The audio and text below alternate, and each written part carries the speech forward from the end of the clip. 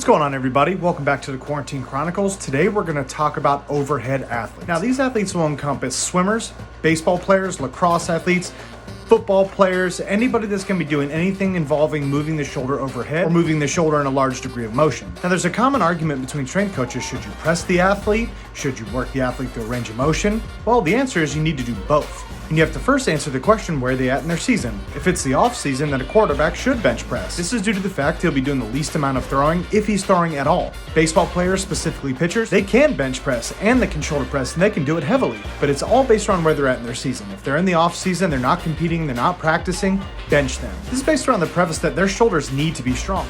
And the way that you're going to strengthen that joint is load the joint relative to their abilities. As they get closer to in-season and practicing more clearly, their heavy presses will drop off the face of the planet. But look at the shoulder itself. It moves in 270 degrees of motion. This means that the shoulder itself is made to move, not just pressing up or pressing out like you would in a shoulder press or a bench press. Power is built upon the foundation of strength, but you first have to lay down that foundation of strength to make sure you can get the joint as strong as possible. Clearly, you'll be working all kinds of arm care, making sure their shoulder joints are nice and healthy in all ranges of motion. But if we fall back on the science of it, we know that we can increase tangential velocity by increasing posterior chain kinematics. Now, you can define tangential velocity as an object rotating about a fixed point, such as a baseball in the hand of a pitcher as he's rotating overhead.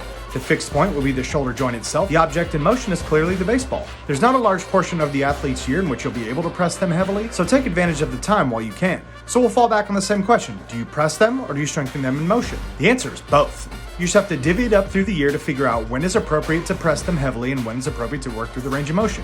You have to constantly be working the little tiny muscles of the rotator cuff to make sure the shoulder itself stays healthy. Because as we know, the highest velocity of human movement is overhead throwing. It doesn't just have to be overhead, it's also discus throwing, shot put, things of that nature. We'll get into further depths and more specific athletes in future videos, but just know the basis of this video is to answer the simple question, which should you do? The answer is both. Just make sure you divvy it up correctly within their programming. If you'd like to discuss this further, you can reach me by email, jeff@njfast.com. You can check out our website, njfast.com.